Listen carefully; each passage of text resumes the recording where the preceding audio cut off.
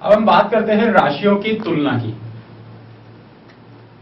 हम बात करते हैं राशियों की तुलना की। राशियों की तुलना यानी कि देखिए, तुलना का वर्ड क्या है? एक दूसरे के बीच में आप कंपेयर कर रहे हो, तो एक दूसरे के बीच में तुलना कर रहे हो।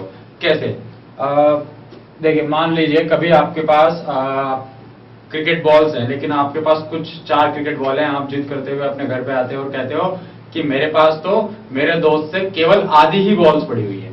तो आपने किस बेस पे ये कहा कि मुझे मेरे पास जितनी गेंदें हैं वो उससे आधी ही है?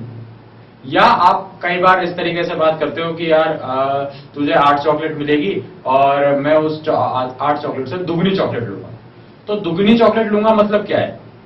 तो इन चीजों के बारे में हम बात करेंगे कि आपने 2 गुना कहा, आपने आधा कहा, आपने कहा कि इस चीज का 5 गुना होता है, तो वो एक तुलना आपने की। तो तुलना का मतलब क्या होता है? देखिए, मान लेते हैं कि हमारे पास 4 सेब है।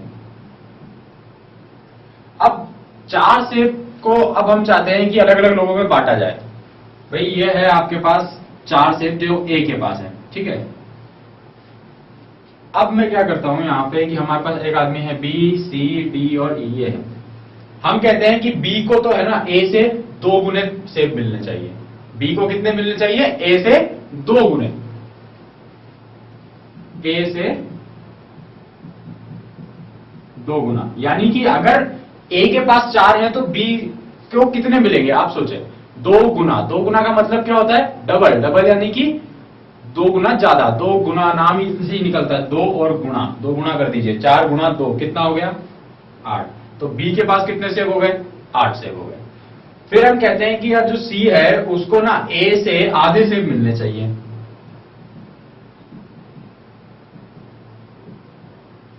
अब आधा का मतलब क्या होता है?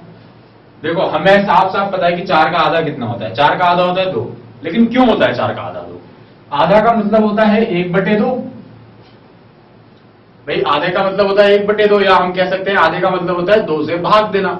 तो 4 को अगर आप 2 से भाग दें, या आप इसको ऐसे भी लिख सकते हैं कि 4 को आधे से गुणा करें, बात एक ही है।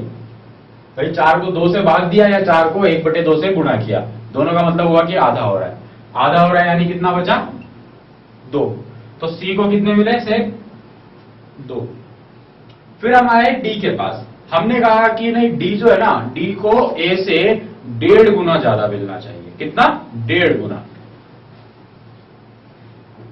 अब जब हम बात करते हैं 1.5 गुना की, तो 1.5 गुना हमें पता है कि हम लिखते हैं 1/1/2। चलो, 1/1/2 को क्या हम लिख सकते हैं? 3/2। हाँ, कैसे? 2 एकम 2, 2 और 1 3, 3/2। भाई, ये मिश्रित भिन्न है, इसको एक सरल भिन्न में हमने लिख लिया। अब सरल भिन्न हो गई। अब हमें क्या करना था कि ए से 1.5 गुना उसको कर रहे हैं डी को। तो ए के पास 4, उससे आपने किया 1.5 गुना, तो कितने हो गए इसके पास? 6 हो गए। तो ये डी के पास आ गए 1.5 गुना। ऐसे हमने कहा ई को 5 गुना दे दो, तो आपने क्या करा? 5 गुना 4 कर दिया, आपने कह दिया ई को दे दिया 20।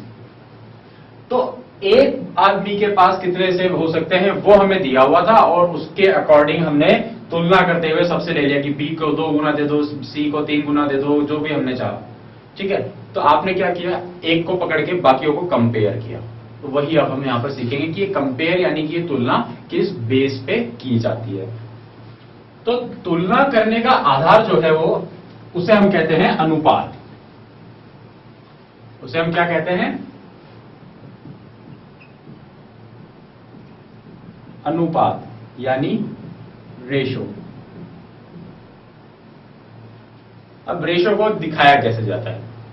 देखिए, ए और बी की अगर कोई 2 चीजों के बीच में तुलना यानी कि अनुपात को दिखाया जाए, तो हम ए और बी के उन चीजों के बीच में ये निशान लगाते हैं।